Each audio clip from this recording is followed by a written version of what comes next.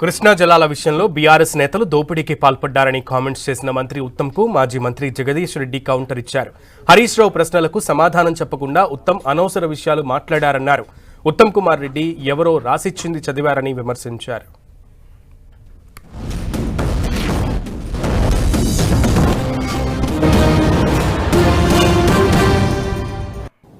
పదేళ్ల పాటు వీళ్ళు అధికారంలో ఉండి కనీసం టెలిమెట్రీ ఇన్స్ట్రుమెంట్స్ పెట్టలేకపోయినరు.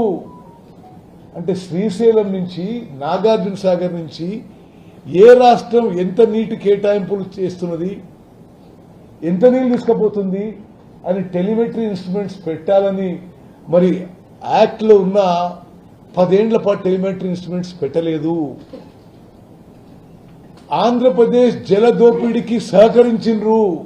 హరీష్ రావు గారు ఇరిగేషన్ మినిస్టర్ గా, ఆ తర్వాత కేసీఆర్ గారు ముఖ్యమంత్రి ఇరిగేషన్ మంత్రిగా ఆంధ్రాకి 512 టీఎంసీ రాసిచ్చి తెలంగాణకి 299 టీఎంసీలు సరిపోతాయని చెప్పిన మరి ఘనత వారికే దక్కింది. ఒక బాధ్యత లేకుండా, సోయి లేకుండా ఒక చెత్త మాటలు, ఉత్తర కుమార మాటలు, చెత్త మాటలు. నేను కూడా అనొచ్చు, మస్తుగా రాజకీయాలు మాట్లాడాల్సుకుంటే మాట్లాడవచ్చు.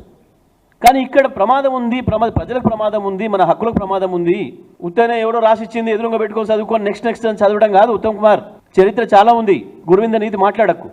ఉత్తమ్ కుమార్ నువ్వు అబద్ధాలు ఆడి ఆయన ముఖ్యమంత్రి అయిండు కాబట్టి నోటికి వచ్చిన పిచ్చి మాటలు మాట్లాడి కేసీఆర్ను బూతులు తిట్టి ముఖ్యమంత్రి అయిండు.